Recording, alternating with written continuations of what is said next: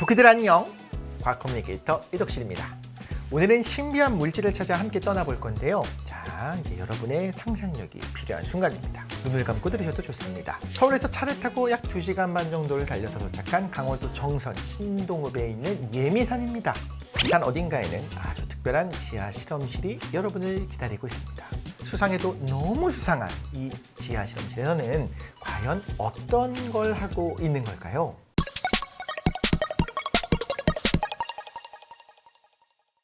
오늘은 우주 덕후 토끼님들이 좋아하실 만한 주제입니다. 혹시 여러분 암흑 물질에 대해 들어보신 분이 있으실까요? 혹시 피디님 작가님? 오늘 처음 들어봅니다. 오늘 처음으로 들어보셨다면 오늘 이후로 암흑 물질을 사랑하게 되실 수도 있습니다. 이름이 암흑 물질인 걸 보고 우리가 추론을 해볼게요. 뭘까요? 뭐길래 우리가 다크매터, 암흑 물질이라고 이름 붙였을까요? 새까만 거. 까마니까. 까만 거. 진짜 시커멓게 나오는.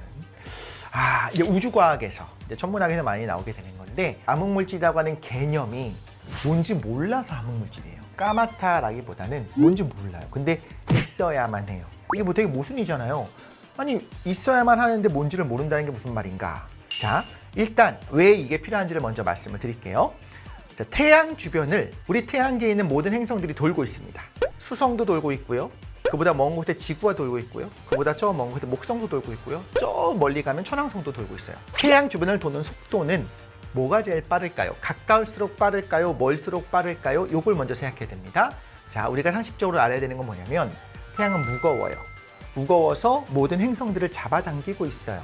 그런데 가까운 곳에 있는 수성이 느끼는 중력이 더 클까요? 멀리 있는 천왕성이 느끼는 중력이 클까요? 당연히 수성은 엄청난 중력을 크게 느낍니다. 가까울수록 중력을 크게 느끼는 거예요. 그러면 잘 생각해 볼게요. 태양과 질량 덩어리와 가까우면요, 강하게 잡아당겨지고 있어요. 그런데 자기 자신의 속도가 빨라야지만 원심력도 커서 이 두 개가 균형을 이루면서 빠져들지 않고 그 주변을 회전할 수 있습니다. 천왕성 입장으로 가볼게요. 천왕성은 굉장히 거리가 멀어요. 태양이 잡아당기는 힘이 좀 작게 느껴집니다. 그러면 이 태양으로부터 빠져나가지 않고 그 자리를 돌기 위해서 이 천왕성이 가지고 회전하면서 가지고 있는 그 원심력 덕분에 그 두 개가 같기 때문에 안 빠져나가거든요. 천왕성이 너무 빨리 돌면요, 수성처럼 빨리 돌면 그런 원심력 때문에 튕겨나가서 태양계 밖으로 뻗어나가야 됩니다. 그리고 만약에 정지해 있다고 하면, 움직이지 않는다고 하면 태양의 중력이 크니까 안으로 끌려 들어오겠죠? 근데 그렇지 않고 그 자리를 유지하면서 거리를 유지하면서 원운동을 한다는 건 어떤 의미냐? 태양이 잡아당기는 힘이 좀 줄어들었잖아요. 그만큼 밖으로 나가려고 하는 원심력도 작아져 있어야 됩니다. 그래서 속도가 느려져요. 자, 정확히 물리적인 공식은 빼고 설명을 간단하게 드렸습니다. 이게 기본적인 내용이에요. 자, 그런데 은하를 먼저 볼게요. 여러분, 은하는요 어떻게 생겼느냐? 여러분이 알고 있는 것처럼 그냥 제일 간단한 나선 은하를 생각을 해볼게요.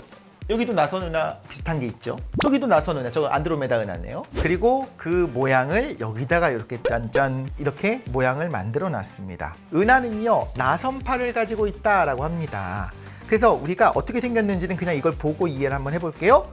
가운데 당연히 블랙홀도 있고요. 은하의 가운데는 엄청나게 많은 물질들이 모여 있어요. 자, 그럼 어떤 일이 벌어져야 되는지 볼게요.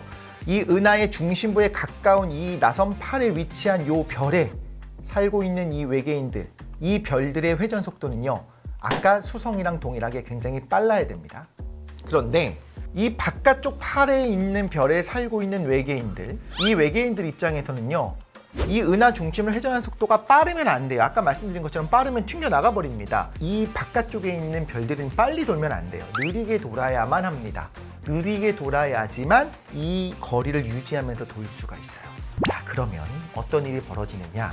이 은하는요, 시간이 지날수록 마치 우리가 목욕놀이를 하면서 계속 가운데를 이렇게 빙빙빙빙 돌릴 수 있잖아요. 그럼 물이 가운데는 빠르게 돌고 바깥쪽은 좀 느리게 돌잖아요. 그런 식으로 돌고 있어야 됩니다.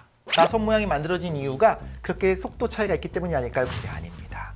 근데 놀랍게도 우리가 움직이는 속도를 다 측정할 수 있다고 했잖아요. 실제로 나선 별들이 움직이는 속도를 다 측정할 수가 있는데 측정을 해보니까 속도가 거의 일정합니다. 이건 이상한 거예요. 눈으로 볼 때 가운데 대부분의 질량이 있어요. 자, 이걸 설명할 수 있는 방법은 뭐밖에 없냐면요, 가운데 있는 외계인이 느끼는 질량이 있었죠. 더 멀리 간 이 외계인이 느끼는 질량이 가운데만 있는 것이 아니라 이 사이에 있어야 된다는 뜻입니다. 거리가 멀어지게 될 때 그거에 비례해서 가운데 물질이 있어야만 해요. 그런데 우리가 망원경으로 관측하면요, 분명히 여긴 별이 없어요. 빈 공간처럼 느껴집니다. 텅 비어 있어요. 가운데 대부분의 질량이 모여 있어요. 그럼 여기 뭐가 있냐는 거예요. 자, 그런데 이것은 눈에 보이지 않는다는 거, 전자기파를 보이지도 않고 전자기적인 상호작용을 하지도 않는 물질이에요. 근데 분명히 질량은 가지고 있어서 만류인력은, 중력은 가지고 있는 물질이어야 됩니다. 이런 물질을 뭔지 모르니까 암흑물질이라고 이름을 붙여놓은 겁니다. 그리고 우주를 보면요, 텅 비어있는 것처럼 느껴지는 실제로 굉장히 밀도가 작아요. 은하 안에 엄청나게 많은 별들이 있기도 하지만 대부분의 공간이 텅 비어있거든요. 거기에 쭉 퍼져 있어요. 그 공간에 암흑물질이 보이진 않지만 중력을 가지고 있는 암흑물질들이 퍼져 있습니다. 그래도 후보는 있겠죠. 진짜 하나도 모르겠다, 뭔지 전혀 모르겠다라고 할 수는 없고요. 우리가 과연 그렇다면 빛과 전자기파와 상호작용을 하지 않으면서 질량을 가지고 있는 이것은 무엇일까라고 우리가 그 후보를 알아야지만 찾아 나서는 노력을 할 수 있잖아요. 암흑물질이 될 수 있는 조건을 가진 물질로 가장 유력한 후보 물질이 이제 2개 정도, 윈프라는 것이 있고 엑시온이 있습니다. 자, 윈프는 한국의 물리학자인 그 고 이휘도 박사님 아시죠? 이분이 1977년에 처음으로 제안을 했던 물질입니다. 그래서 한때는요, 암흑물질에 가장 가까운 후보 중에 하나였어요. 물리학자들에게 주목받고 연구를 했는데 아직까지는 이 부분에 대해서 이론적으로 볼 때 이 정도 에너지면 이 윈프라고 하는 입자가 나와야 될 것 같은데 나타나지가 않은 거예요. 그래서 지금 과연 있을까 맞을까? 라고 조금 의문인, 그렇지만 완전히 배제되지 않는 그런 후보 중에 하나입니다. 최근에는 엑시온이라고 하는 물질이 암흑물질의 후보로 주목을 받고 있는데요. 이 엑시온은 김진희 경희대 석좌교수가 제안한 물질입니다. 질량이 좀 가벼운 편에 속하는데 하나 특징이 있어요. 강한 자기장을 만나면 빛으로 바뀌는 그런 특징이 있습니다. 그런데 이 엑시온을 찾기 위한 이 노력들은 한국에서 제일 많이 하고 있습니다. 그래서 2016년 네이처에서 한국의 연구개발 투자 현황과 노벨상 수상을 위한 노력들을 다루면서 엑시온을 찾고 있는 IBS의 엑시온 및 극한 상호작용 연구단의 연구를 콕 집어서 이런 기초과학 연구를 하고 있다. 그래서 이걸 찾기 위한, 검출하기 위한 노력을 한다면 뭘 해야 될까요? 강한 자기장을 만들어내야겠죠. 그래서 우리나라에서 연구단이 초전도체로 만든 강력한 자석을 이용해서 약 1GHz 주파수 범위에서 약 1km 이 전후의 기가헤르츠 주파수 범위에서 질량이 4.24에서 4.91 마이크로 EV 정도, 전자볼트 정도 되는 영역에서 이 엑시온을 탐색하는 데 성공한 겁니다. 사실 이 시험 자체가 쉬운 건 아니었어요. 그래서 이 고감도로 엑시온 탐색하는 데 성공한 거는 아직까지는 IBS 연구단이 유일하게 성공했다고 볼 수가 있고요. 자, 그럼 구체적으로 말을 해봐야겠죠. 이런 연구를 하고 있었어. 그게 바로 오프닝에 얘기한 그 비밀 실험실이 그런 겁니다. 그럼 이런 생각이 들죠. 왜 굳이 지하에 실험실을 만들었지? 들어가기 힘들게, 역시 땅값이 비싼가 보다. 위에다 만들려면 너무 비싸니까. 땅속에서 만들면 좀 저렴했나 보다. 아니죠. 이유가 다 있습니다. 자, 국내 최저 심도 지하 실험실인 예미랩입니다. 예미산이 있기 때문에 예미랩입니다. 어느 정도냐면요, 1000m에 지하 1000m의 실험실이 있는데 이걸 마련하는 데만 자그마치 6년이 걸립니다. 잠실 롯데타워가 555m라고 하잖아요. 이게 한국의 제일 높은 건물인데 이걸 예미랩 지하에 꽂아도 약 2개가 들어가는 거예요. 엄청나게 깊은 곳에 실험실을 마련을 한 겁니다. 자, 그렇다면 왜 이렇게 깊은 곳에 만들었을까요? 한 1000m 정도 돼야지만 그 땅 주인이 소유권을 주장할 수 없어서 땅값을 절약하려고 하는 것이 아닐까, 합리적인 의심을 하겠습니다만 그렇진 않습니다. 깊은 곳에 있어야 되는 이유가 있습니다. 지상에 있으면 안 되기 때문에 그런 겁니다. 중성미자, 암흑물질, 사실 둘 다 상호작용을 잘 하지 않는 입자들입니다. 그래서 상호작용을 안 한다는 건 무슨 뜻이냐면, 지금 지상에 있는데 제가 손을 뻗쳤어요. 이 사이를 중성미자가 그리고 암흑물질의 후보 물질들이 지나가더라도 저한테 영향을 주지 않아요. 탁 충돌하면서 에너지를 가하거나 붕괴하거나 하지 않고요. 그냥 쓱 하고 지나가 버린다는 겁니다. 오케이, 그렇다면 땅 속에 있어도 되는가? 땅 속에 있어도 돼요. 왜 그럴까요? 어차피 이 내 위에 있는 1000m 정도 되는 흙이 안반이 있어도 상호작용 안 하니까 그냥 뚫고 지나갑니다. 그래서 1000m 아래까지 도달할 수가 있어요. 그래도 위에도 있으면 되잖아. 위에는요, 우주에서 쏟아지고 있는 우주 방사선의 영향으로 그것 때문에 만들어진 뮤온을 비롯해서 수많은 입자들이 너무나 위에는 많습니다. 그렇기 때문에 위쪽에서는 너무나 많은 상호작용이 일어나서 막 난리 치고 있는 상황이에요. 그럴 때 우리가 정말 조용히 있는, 남들과 상호작용을 거의 안 하는 그런 입자가 있는지 없는지를 알아내려면 거기서는 못합니다. 너무 시끄러워요. 그래서 깊숙한 곳으로 내려갑니다. 그런데 암흑물질이나 중성미자의 경우에는 굉장히 상호작용의 확률이 낮기 때문에 1년 내내 검출기를 돌려도 한 두세 번 정도밖에 안 올 걸로 예상이 될 정도 굉장히 그 빈도가 적어요. 그러니까 기왕이면 다른 노이즈가 최대한 없도록 만들려고 노력을 하는 겁니다. 이걸 하기 위해서는 가속기도 필요할 거고요. 대형 검출기도 필요하겠죠. 이런 부분에 대해서 우리가 장기적으로 보고 투자하고 실험 계획을 짜고 있다는 겁니다. 우리가 꼭 해야 되나요? 돈 많은 나라 가면 안 되나요? 미국이 하면 안 되나요? 유럽이 하면 안 되나요? 하죠.